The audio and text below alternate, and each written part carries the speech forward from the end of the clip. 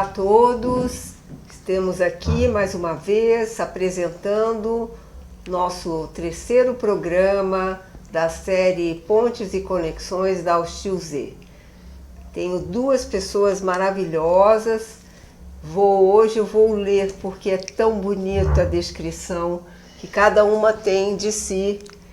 Então eu vou começar com a doutora Anita, nossa colaboradora, que faz parte da nossa equipe, Anita Taraziewicz. Isso, terapeuta de família e de casal, com mais de 50 anos de experiência, profissional, tem 2 filhos e 4 netas que contribuíram e contribuem na sua carreira. Trabalha com um grupo de 60 a mais há cerca de 6 ou 7 anos, faz parte do grupo Trabalho Mais 50. Atende em seu consultório na cidade de São Paulo e também online para todo o Brasil e exterior.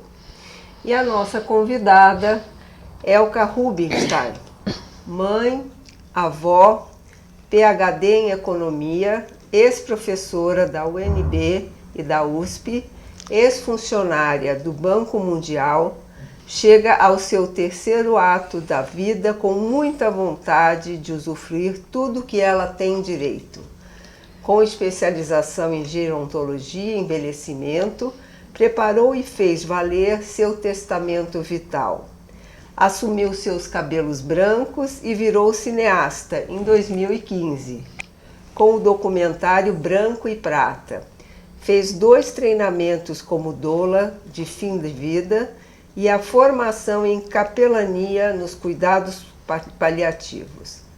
Desde 2014, coordena o Def Café Sampa, tentando entender melhor as questões da terminalidade. Entre 2015 e 2020, fez estudos à distância no Seminário Teológico Judaico. Há 3 anos foi ordenada rabina, chamando-na Rabina Rubi. Aos 77 anos, ela olha para o futuro com prazer e antecipação. Nosso tema hoje é um tema muito especial para todas nós. É o tema que nós refletimos muito a respeito do final da nossa existência, quer dizer, como é que nós vamos entender essa vida até a nossa morte. Eu acho que é o tema que vai pairar hoje a nossa conversa. Gostaria então de convidar a Rabina Rubi para falar sobre esse tema. Pois é, obrigada Zeila, obrigada Anita. Falar sobre esse tema tem vários pontos de entrada, né? Então talvez eu até comece refletindo um pouco sobre como é que eu cheguei lá, como é que eu cheguei a poder conversar, falar e abraçar as questões da finitude sorrindo, né? Consciente de que eu estou tentando conviver com aquilo que está lá por escrito. Todos nós sabemos que vamos morrer, não tem jeito de escapar dessa. E vejam que eu era economista no Banco Mundial, 50 anos de formada, e quando eu me aposentei eu falei, gente, chega, tem que achar um outro jeito de viver esse terceiro ato, tem que achar uma forma, eu tenho que deixar meu economês de lado e encontrar alguma coisa que tenha a ver com esse fim, né? Com a caminhada para o fim. Comecei a acompanhar amigos, familiares e o sofrimento que vem quando o fim se aproxima. As pessoas não sabem o que fazer, não sabem como lidar, não sabem como aceitar, e os familiares e os amigos também não. Começa aquela história de não se preocupe, vai fazer mais alguma coisa, não. E ninguém encontra o espaço e a forma de fazer essa conversa sobre o que realmente está acontecendo. A realidade é difícil. Então quando me aposentei, eu morava nos Estados Unidos, eu voltei para o Brasil e comecei a estudar sobre envelhecimento. Falei, eu tenho que entrar nisso de um jeito diferente, eu tenho que encontrar um caminho que me permita viver bem esse terceiro ato e chegar com dignidade no final da minha vida. Comecei a fazer cursos de gerontologia aqui e fora daqui, e foi lá que eu comecei a encontrar, de um lado, um grupo de rabinas. Descobri que existiam rabinas mulheres, fiquei encantada, e eu, que sou judia, comecei a fazer alguns cursos com elas, que tinham uma forma de olhar para questões da finitude muito interessante, que me agradaram. Lá também conheci o Der Café, e eu falei, tem que levar isso para o Brasil, isso é um espaço onde fica fácil falar de coisas difíceis, então também me organizei para trazer essas ideias para o Brasil, e me propus a começar a aprender como ajudar outros que estejam passando por isso no momento de final de vida. Então eu acho que essa foi a minha evolução, né? Eu chamo de evolução, de deixar a economia de lado para poder virar rabina. E hoje não é só com os judeus que eu tenho essa conversa, essa é uma conversa que vale com todo mundo, né? Então estamos aí para poder contribuir nesta conversa em que todo mundo tem que entrar com os seus temores e com as suas esperanças, porque é nesse pote que a gente mistura tudo e acaba dando certo. Muito bom. Então, parece que temos aqui, né, as duas pessoas aqui, são duas estudiosas também sobre as questões da finitude, e a doutora Anita também tem uma contribuição, né, fez alguns cursos, né? Então eu gostaria que vocês trouxessem aqui aquela conversa que estávamos falando há pouco, né, sobre as trocas, né, como é que foi, como é que essa formação parece que é a longo prazo, né?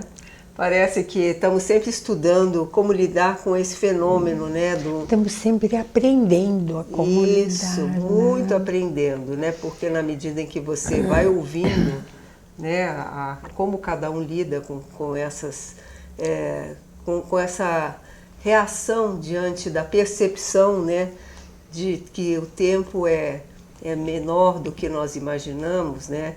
Então estamos aí nesse bojo, né, para poder oferecer um trabalho, uma reflexão, e esse grupo, né, parece que você tem uns grupos, né, Os meus grupos de pessoas 60 a mais, nós trabalhamos com qualidade de vida, que é uma coisa maravilhosa.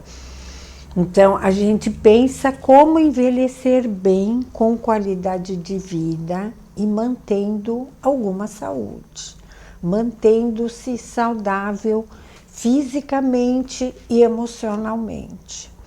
Mas eu também tenho um trabalho com famílias onde tem alguém com doença terminal. E eu penso que seria interessante a gente pensar um pouco nisso, e eu posso contar um pouco desse trabalho que eu venho fazendo.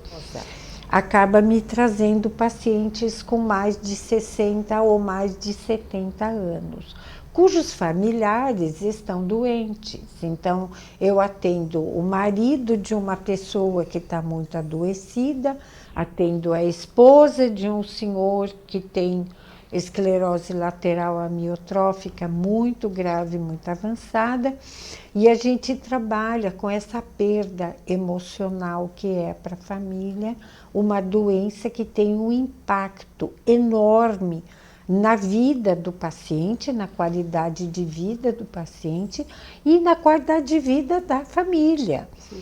Porque, evidentemente, se alguém está com uma doença já de fim de vida, a família toda fica extremamente impactada com essa perspectiva. E é uma coisa extremamente doída para a família, esposa, marido, filhos, netos, de lidar com esse tipo de perda que a pessoa vem apresentando.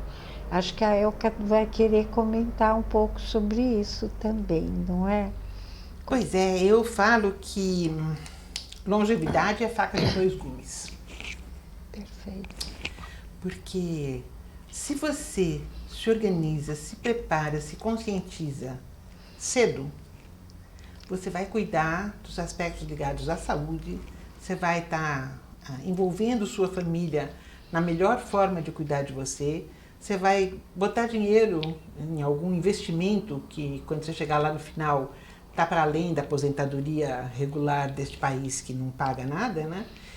E que você tenha investido em relações, em amizades, para poder chegar na terceira idade ou no final da vida de uma forma com todo esse capital acumulado. A velhice fica maravilhosa. Eu estou com 77 e estou imaginando o que eu vou estar fazendo quando eu tiver 90, para poder chegar nos 120.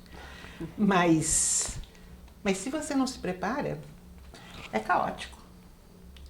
A pessoa fica sem recursos, sem cuidados, porque se não tiver os recursos, os cuidados que vão cuidar da pessoa são os cuidados dos familiares, que normalmente estão trabalhando, estão batalhando pela vida. Os netos hoje já não são os netos de antigamente, já tem, meu avô, a televisão está muito alta, não é, eu quero assistir. Então tem ali os espaços, os apartamentos são menores, os espaços. Então, se você não se preparou para ter autonomia e independência na velhice, você fica numa situação bem difícil, independentemente da doença que venha a ocorrer. E se tiver uma doença terminal, aí é o caos, porque aí a pessoa fica bem complicada de decidir o que fazer e o que não fazer, e a família, então, fica ali dizendo, seria até bom se ela fosse embora, porque está tão difícil, mas eu quero que ela fique. Esse tipo de conflito que não é discutido, que não é conversado, né? A gente acha que vai ser eterno, então nunca é tempo de discutir. Então, mas é sobre ele que nós conversamos. É exatamente sobre esse tipo de conflito que é assunto para nós. O seu, talvez, enquanto rabina, para nós, enquanto profissionais. Eu vou tirar a kippá, porque eu não quero estar aqui falando como rabina. Eu estou aqui falando como economista que aprendeu a lidar com o seu envelhecimento e com o envelhecimento dos outros. Talvez a gente tenha abordagens diferentes, o que é perfeitamente possível, sim, né? Sim. Mas eu acho que o começo da preparação não é quando faz 60 anos, 70 anos. Exatamente. Tem que começar muito antes, e talvez a minha fala nem seja para os de 60, seja para os filhos e para os netos deles, para dizer, começa a se preparar agora. Sim. Mas nunca é tarde para começar. Então, Perfeito. se você tem 60 e não se preparou, tem que entrar para um grupo, tem que encontrar pessoas, tem que vir ao Death Café, depois eu vou falar sobre o Death Café, para poder conversar sobre isso e achar um jeito de lidar, porque não é fácil envelhecer, não é fácil. Eu acho que o nosso trabalho aqui da Oshilzê, justamente essa interlocução, que nós chamamos de... É como se fosse uma prevenção, né? De começar a conversar, porque quando nós apresentamos todo o nosso acervo, né, de materiais, nós fazemos essas filmagens, os vídeos, os materiais, quem lê são as pessoas de 60, mas os filhos também leem. Eles também ficam curiosos com tudo que é postado, não só através do nosso site, como através de outros muitos. Então, o que nós estamos falando, e talvez tenha um pouco a ver com a minha seara, é a negação de que existe uma evolutividade, quer dizer, que existe uma idade que é progressiva. E há quase uma percepção de que a idade ela não anda. É como se cada fase durasse muito tempo. Então, existe uma sensação de que você não vai caminhar para depois dos 60, para depois dos 80, porque não que você não saiba disso, mas que você não usa isso a favor daquilo que vocês estão pensando, e eu acho que é o que aparece muito nos cursos, né? De você imaginar que o seu dia tem que ser para você se preparar, para você já se planejar. Planejamento é uma palavra sofisticada, mas talvez não seja tão necessário tantas coisas sofisticadas, coisas tipo consciência, não é isso? Conscientizar do que é que você precisa, como a gente tem dito aí, a mídia fala muito, cuide da sua saúde, cuide do seu prazer de fazer as coisas que você acha que são mais adequadas. né? Faça aquilo que você acredita, né? Trabalhe de uma maneira que você acha que você está realmente fazendo aquilo porque tem a ver com o seu propósito. Então isso já é como se fosse um antenar. As pessoas se conscientizarem do lugar que elas ocupam na Terra para pensar como elas vão caminhando e não esperando daqui a 20 anos, quando eu puder, eu vou fazer isso. O que vocês acham? A nossa mestra comum, a doutora Ana Cláudia Quintana Arantes, Sim. Ela conta de uma forma interessante a questão da preparação para o envelhecimento. Ela disse, nós hoje, se as pessoas de 40 anos combinarem hoje que daqui a 30 elas se encontram aqui e vão para o deserto, Eu vi. Já virou o chavão do que ela fala, mas é muito interessante que um grupo de pessoas vai chegar daqui a 30 anos, não tem opção, você não tem outro lugar para ir, você tem que vir aqui porque esse é o caminho. E quando chegam e vão para o deserto, chegam lá e dizem, nossa, mas aqui é muito calor, ninguém me falou que era calor. Gente, você teve 30 anos para se preparar, para saber que aqui ia ser muito calor e que você precisava se preparar para o calor. E aí tem um grupo que à noite se preparou para o calor, mas à noite faz um frio danado no deserto e eles dizem, mas ninguém me falou que ia fazer frio. De novo. Então eu acho que a ideia aqui, a metáfora que ela usa é muito boa, de que não dá para você saber exatamente o que vai acontecer, mas dá para você, hoje em dia, já dá para você aprender o que pode estar acontecendo daqui a 30 anos. Prepare-se, organize-se, converse sobre isso, aprenda sobre isso, vai participar, porque se você chegar melhor preparada, você não passa nem frio nem calor quando você chega no deserto. Então boa sorte. Que o Def Café, que é eu acho que é uma instituição, ou ele é um encontro. É um espaço. Um espaço que existe em vários países, não sei se né? E que você conheceu nos Estados Unidos e trouxe para cá. Eu acho que esse é um dos lugares que, assim como dentro das nossas terapias, que começa-se a trazer esse pensamento, né? Esse lugar que você começa a ocupar como o futuro não está aqui, mas ele tem que ser já olhado, né? O que vai ser de mim? Aquela pergunta, né? O que eu vou fazer quando eu tiver mais 20 anos? É uma coisa muito interessante. Eu estava lendo sobre uma história de uma pessoa muito querida, que ele traz o livro de 2007, contando já da sua carreira, de 20 anos, 30 anos. Ele está com 94 anos, quer dizer, ele teve mais 20 anos depois dessa época para continuar fazendo coisas, depois de ter feito uma carreira brilhante, ter dado mais de 20 anos de aula. Então foram 3, 4 fases. Então, como é que a gente programa, né? Como é que é essa conversa aí no Def Café? Quanto tempo tem o Def Café? A gente trouxe o Def Café para São Paulo em 2014. Lá se vão quase 9 anos, estamos completando 9 anos. Conta o que é? Café. Então, o Def Café a gente define como o espaço, que varia qual é o espaço, mas é um espaço que a gente cria onde é fácil falar de coisa difícil. Então, tem muita gente que diz Def Café, vocês estão loucos, o que eu vou fazer? Café da morte. Não, porque não é café da morte, até porque já é difícil ir no Def Café, no café da morte que ninguém viria mesmo. Mas muita gente que diz, Deus me livre. Além do que, eu ainda não vou morrer. Não chegou a minha hora. Eu não preciso dessa conversa. Então tem pessoas que resistem, que negam, que não querem se preparar. E tudo bem, também a gente respeita. Porque quem vem no Def Café, vem com abertura para dizer. Alguns chegam lá e dizem, eu estou curioso para saber o que rola aqui. O que acontece. Porque é muito engraçado. Saem dizendo, amei.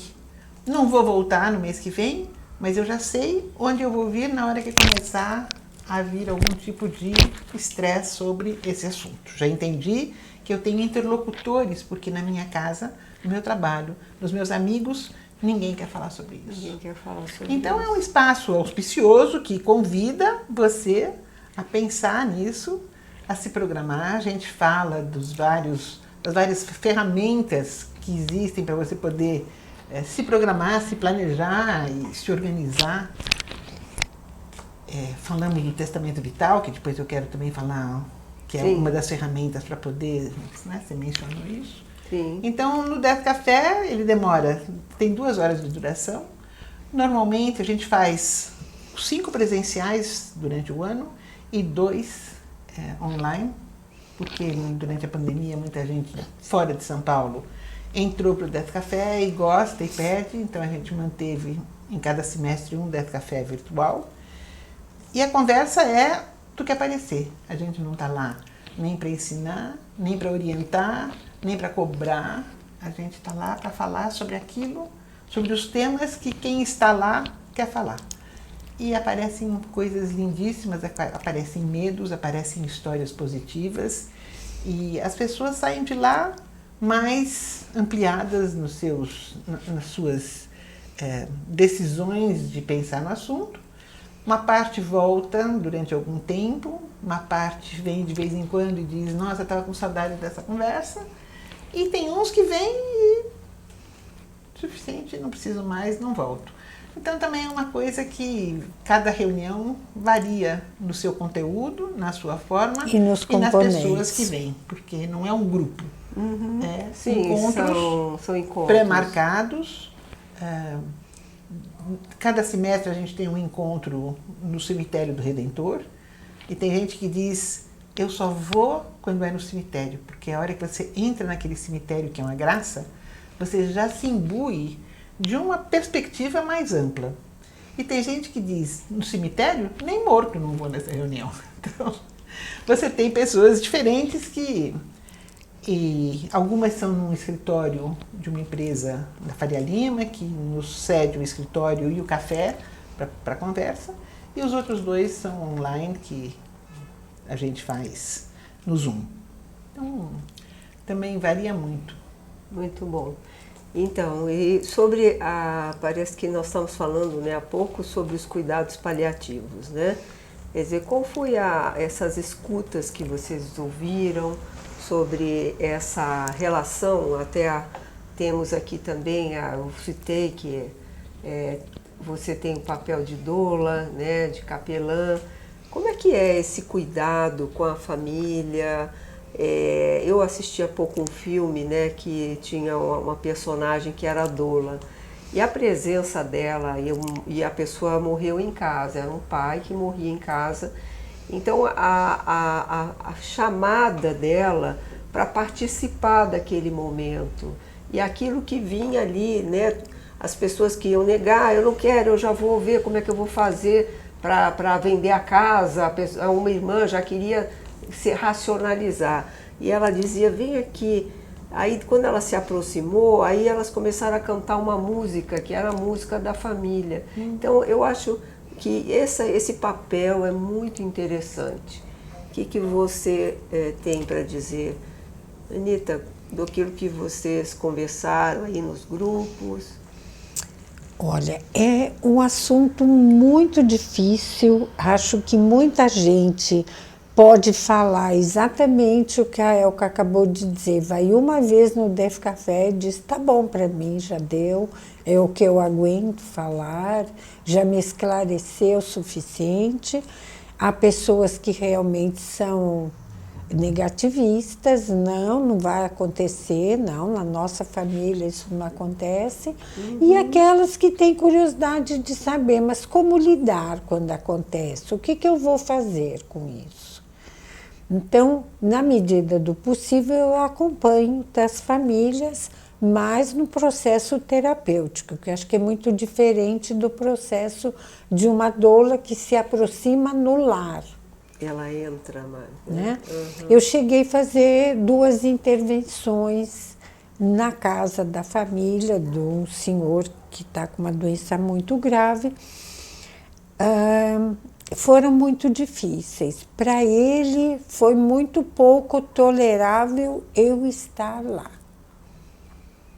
Era a presença de um profissional não médico, porque ele acredita que o médico vai lá, vai dar um remédio para ele melhorar. Sim. Ele quer melhorar.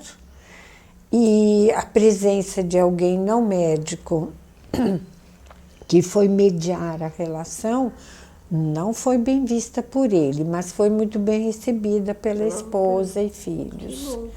Então, eu acho que a presença de um terceiro que vem de fora e pode intermediar a conversa e ver o tanto de sofrimento e dor que a família está passando naquele momento, eu vejo como uma coisa muito boa. Eu queria ouvir um pouco como é o papel da doula nessas horas.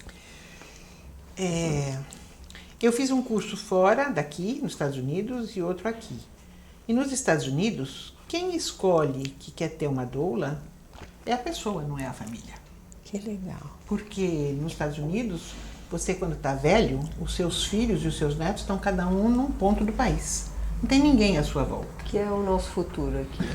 Não sei, aqui as famílias são organizadas, eu estou aqui, meus filhos estão aqui, meus irmãos estão aqui, né? As famílias ficam aglomeradas, pouco mais estáveis nos lugares. Mas lá, você se forma, você já foi para a universidade num lugar, de lá você já vai para trabalho em outro lugar, e quando seus pais estão com 80 anos, não tem mais como cuidar deles. A doula vira realmente um ponto de apoio para quem está morrendo e não para a família.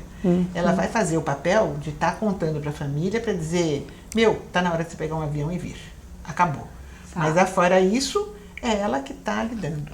Então, ela vem para ajudar a pessoa a atravessar esse período de uma forma um pouco mais podendo aceitar, podendo encontrar, olhar para trás e dizer, nossa, minha vida foi maravilhosa. Esse é o papel da doula.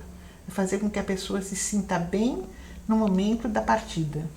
Esteja feliz com ela, com o que ela fez, com o que ela foi, que ela possa preparar um álbum de fotos ou que ela possa contar algumas histórias para deixar. Então o papel da doula é mais esse, ela não está substituindo nenhum médico, nem enfermagem, nem todo o pessoal nutricionista, mas ela pode contar para as equipes médicas como é que a pessoa está passando, está comendo, como é que está indo ao banheiro, o que está acontecendo, acompanhando. E é paga para isso, e é bem paga para isso. Sim. No Brasil não tem espaço para esse profissional. No seu caso, até você se deu bem com a família, que ótimo, porque eu acho que esse é um dos papéis que pode fazer.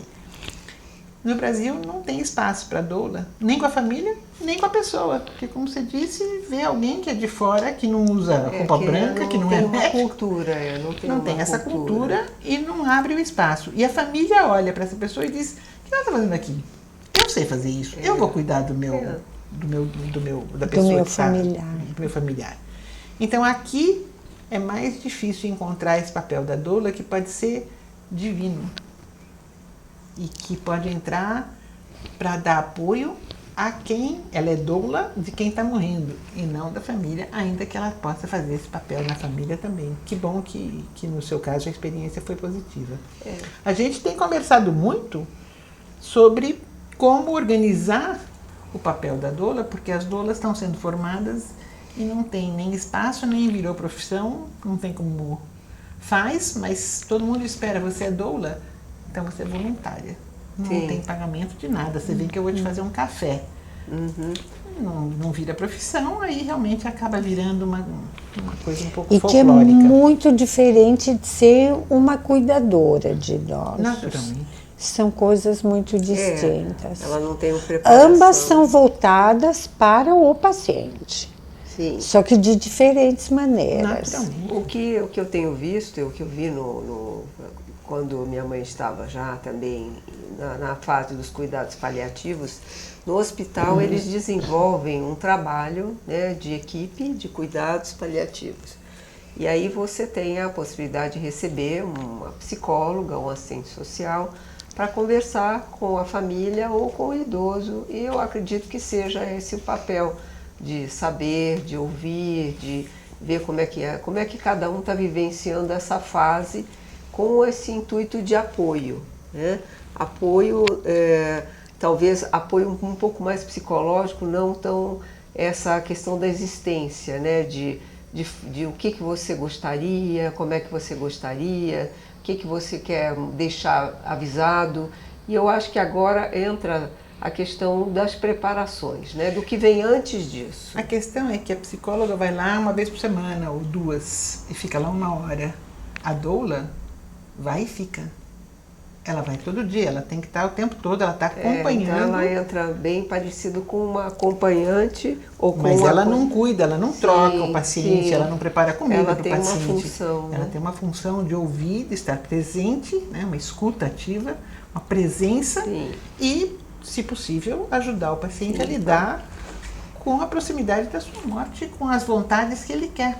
Isso. Né? O que ele quer nesse fim de vida, para tentar passar isso para a família e poder organizar de forma que a família entenda e saiba. Mas... Sim. Então vamos falar um pouco sobre a questão dos desejos, né?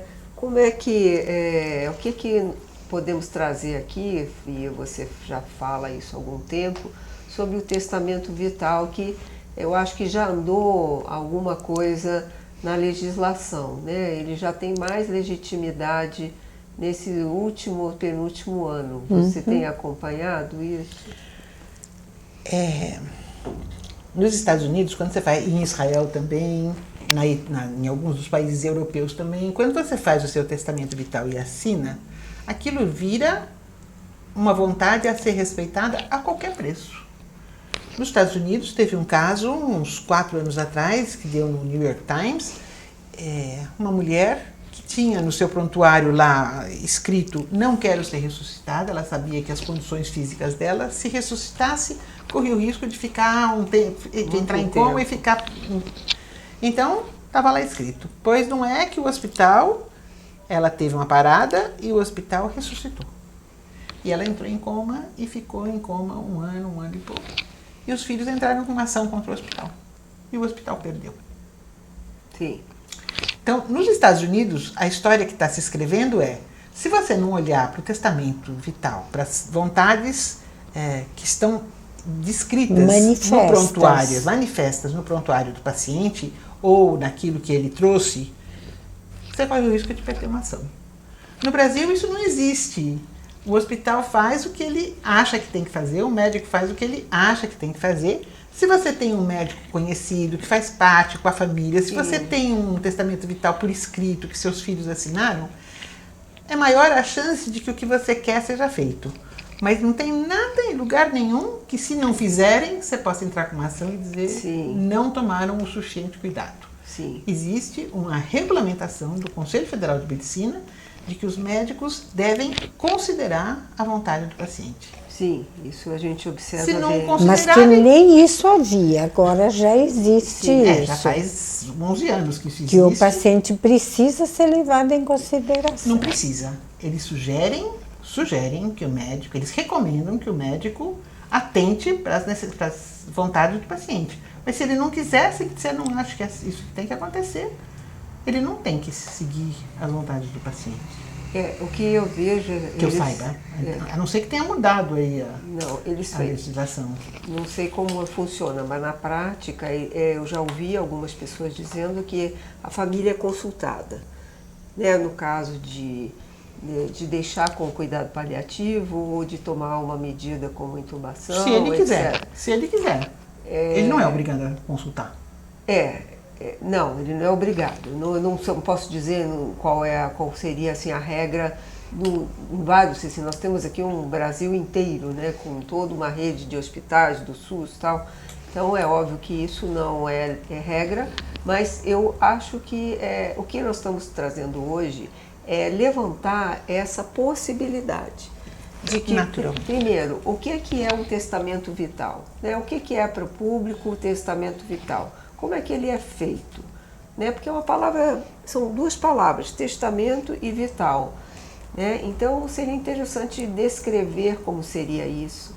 Como é que isso ganha uma certa legitimidade na medida em que você vai reconhecer isso através de um advogado, de uma pessoa que você confia? Não precisa de advogado. Isso?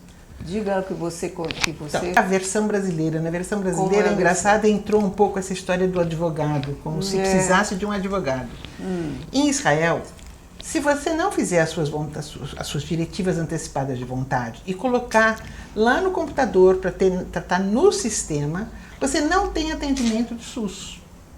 Você vai se virar com médicos particulares, problema seu. Você quer ser atendido pelo SUS, a partir dos 18 anos, tem que estar no sistema as suas vontades. Porque para a gente é importante, isso faz parte da maneira como nós lidamos na medicina. Se você não fizer isso, não entra. Nos Estados Unidos, se você for fazer alguma operação, alguma cirurgia no hospital, algum tratamento hospitalar, quando você entra, se você tiver mais de 18 anos, precisa do seu testamento vital. Senão não entra, senão não é aceito. Entendeu? Porque o hospital precisa saber, porque senão amanhã... Um dia a gente chega lá. Um dia talvez a gente chegue lá, vamos ao Brasil. verdade. Vamos fazer uma viagem. Pois é, no Brasil, o importante é você poder pensar nisso. A primeira coisa é você decidir que você não vai ficar, vai ser o que Deus quiser, vai ser o que meus filhos quiserem. Essa é uma postura. Exatamente. Né? Se você fizer isso, você está delegando para outros o que vai acontecer no final da sua vida. Talvez você não queira realmente pensar, você seja meio marruda, não vou pensar nisso porque está cedo, porque não é minha hora. Quem disse que você não vai morrer antes do que eu? É o que me dizem quando eu trago esse assunto. Pois é. Então, se você começar a pensar, é um caminho. Segundo, se você conversar com a sua família, pelo menos se o médico vier conversar, acho que precisa entubar, a família vai saber se diz sim ou se diz não, minha mãe não quer, minha mãe deixou por escrito que não quer ser entubada nessas condições, porque o médico dela diz que não tem mais o que fazer. A família vai dizer não é para entubar. Que bom, eles vão apresentar o que eu gostaria de dizer e já não posso mais. Enquanto você puder falar, não precisa de testamento vital, você fala. Sim. Mas na hora que você não puder falar, é preciso que seus médicos e sua família saibam, para poder orientar os médicos caso eles venham pedir e brigar caso eles para que a família respeite o desejo daquela pessoa. Que às vezes também não respeita, né? Exatamente, por isso é que tem agora essa questão dos advogados, né? De você colocar na mão de terceiros para você ter uma garantia de que aquilo que você deseja seja realizado. Não acontece. Mas eu não acontece. sei a não prática. Adianta você botar na mão do advogado. O advogado no Brasil é chamado porque o brasileiro não fez o esforço, a sociedade não fez o esforço de criar mecanismos para poder isso acontecer sozinho. Automaticamente. Automaticamente. Se você disser para alguém, faz seu testamento vital, eu quero dizer, por onde eu começo? O que é isso? Sim. Nos Estados Unidos, eu trouxe aqui para mostrar para as pessoas e depois eu coloco, tem o testamento vital. O testamento vital é o que eu fiz, chama 5 desejos. Os 5 desejos. Se você quiser mostrar aqui, podemos pelo menos mostrar a capa para ver como é que é a capa, o formato disso. Pois é, isso aqui é um formulário. Então ele vai fazendo as perguntas, são 5 perguntas, são 5 desejos. Sim. Sobre o que eu quero no final da vida, caso eu não esteja podendo mais falar. O que eu quero que os outros saibam. Sobre, se for meu fim, se eu já estiver nos últimos, né, nos finais, desde você querer ser entubado e ir até o fim, você quer todos os recursos, ou você confia quando disserem não dá mais, você autoriza a não fazer intubação, a não fazer a retomada, né, de vida, você reanima. A reanimação. Você define um pouco o que é que você quer quando estiver chegando no fim. Por exemplo, eu digo, eu não quero ir para o hospital. Eu quero ficar em casa. Ficar em casa. É você... Agora, lembrando que eu quero ficar em casa significa que eu vou ter recursos para poder trazer o médico, a cama hospitalar, a nutricionista, o enfermeiro para cuidar de mim em casa. Porque se não tomou esse cuidado, se não se preparou para isso, não vai dar para dizer eu gostaria de ficar em casa, né? Tem que ir. Mas então, os 5 desejos é um. Queria dizer que tem mais do que esse. Sim. Esse aqui está em português, ele está bilíngue. Esse aqui é um formulário americano que eu vou mandar, sim, que é bilíngue para pessoas da língua portuguesa, de língua portuguesa que moram nos Estados Unidos. Isso é bacana. Tem o inglês para o médico poder ver os desejos e em português para a pessoa poder dizer é isso que eu quero. Existe hoje no celular, qualquer celular, tem um aplicativo que se chama Minhas Vontades. Começa por aí. É um jeito de você começar, as perguntas que o aplicativo vai fazendo, é para você ir refletindo o que é, quando que você vai usar isso, para quem que você está deixando essa explicitação do que você quer. E tá lá no celular, vai ficando, é uma coisa que você vai pondo, você vai mexendo. Isso aqui também, todo ano no meu aniversário eu abro, revejo, releio e guardo de novo. Que é um processo, né? Muito. E que sempre você pode mudar de ideia, Sim. mudei de ideia. Sim. E a terceira forma de fazer é você fazer com o seu médico. Aí é você de próprio punho escrever eu, Elka Rubinstein, deixo por escrito a minha vontade de não ser ressuscitada, de não receber alimentação, se eu estiver morrendo, né? Se eu estiver morrendo. Sim, Para esse é que as pessoas acabam precisando de advogado, porque só com o formulário é fácil, você responde. Sem o formulário fica mais difícil. Aí entram os advogados que ajudam a pensar e entram os cartórios, que de alguma forma legitimam, né, tornando público, mas não torna mais vamos dizer, legal. Confiável. Eficaz. Não torna mais eficaz, mas torna mais público. Então os filhos não podem dizer, eu nunca soube que a minha mãe queria isso. Não, peraí, tá lá. O ideal é fazer isso junto com a família. Naturalmente. Sem sombra de dúvida. Sim, trazer tem famílias onde isso não está na ordem do dia. Onde irmãos não se conversam ou não pensam do mesmo jeito. Sim. Então, para esses é melhor levar lá e fazer constar. Enfim, então, testamento vital aí. Eu convido as pessoas daqui a 3 semanas justinho, dia 21 de abril, vai ter um Death Café. Quem tiver interessado, venha, entre no Facebook, a página do Death Café São Paulo, e venha lá bater um papo, saber melhor como é que a gente vê isso, como é que a gente faz com isso. Eu queria, então, seguindo aqui o nosso roteiro, né, que temos assim, vá atrás dos sonhos. Então, como é que nós podemos ir encaminhando essa nossa conversa para um fechamento, pensando nisso que a Ana Cláudia fala muito, que é o aqui, né? O aqui, viver aquilo que nós achamos que tem sentido para nós nesse momento e procurar esse caminho, né? Porque é imprevisível, o imprevisível, né? Nós não sabemos. Então, como é que a gente pode pensar sobre essa apropriação desse momento da nossa vida e do que nós gostaríamos de caminhar com ela? Como é que vocês acham que podemos passar essa mensagem?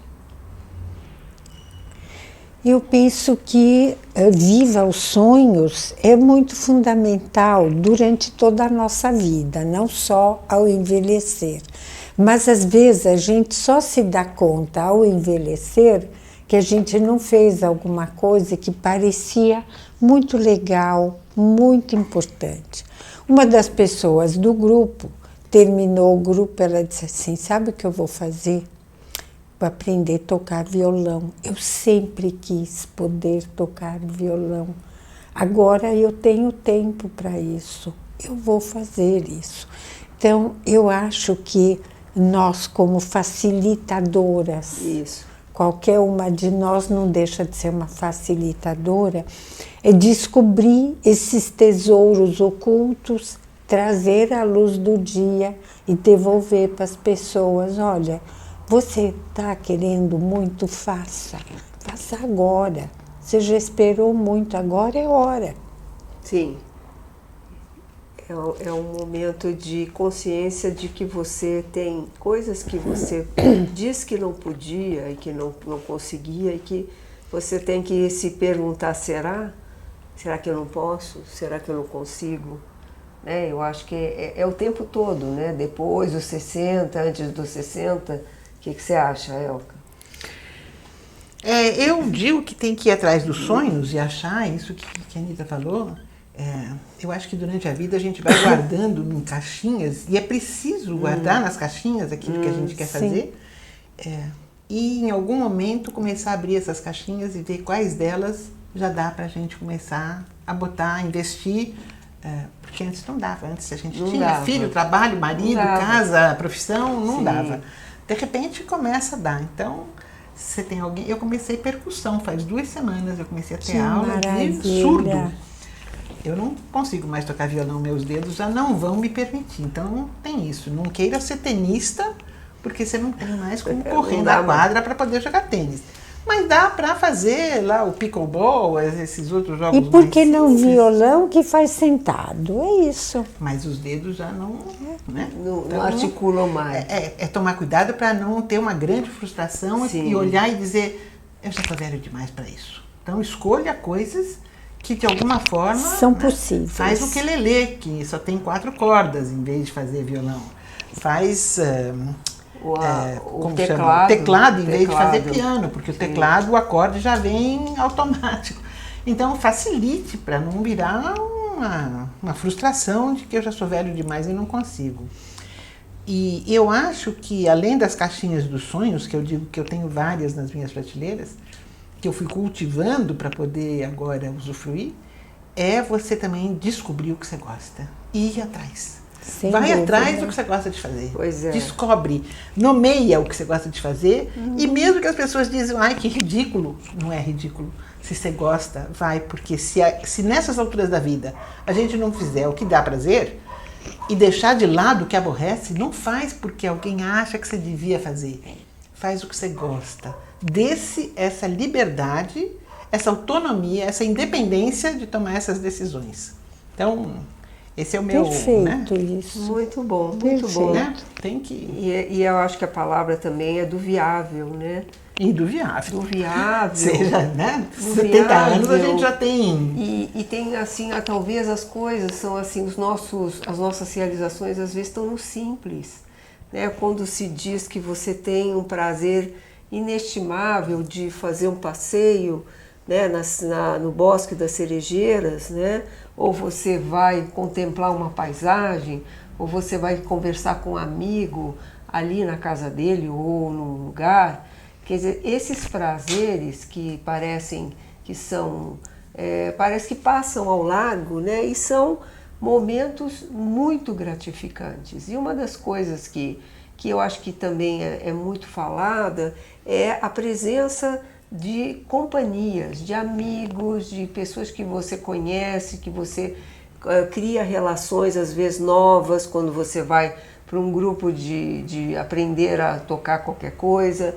Então é importante estar cercado de pessoas para ter essa interlocução desse viável, né? Então eu vou fazer voltar a minha dança de salão, eu vou fazer o meu coral, eu vou continuar estudando, né? Mesmo que eu não possa fazer uma universidade, mas eu vou fazer alguma coisa. Então assim, coisas viáveis e que tragam prazer. E que são paulatinas também, não precisa ser tudo de uma vez. E talvez a palavra importante aqui é ousadia. Ousadia. Sim. É não parar e dizer, ai, agora já não dá mais. Dá.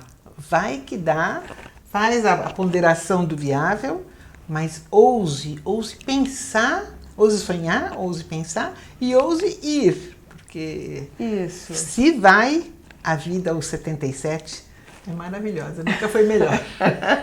Então, eu acho A gente que... concorda com isso, Não é? né? Então, nós todas estamos nesse momento muito criativas, muito fecundas, né? Uma força impressionante.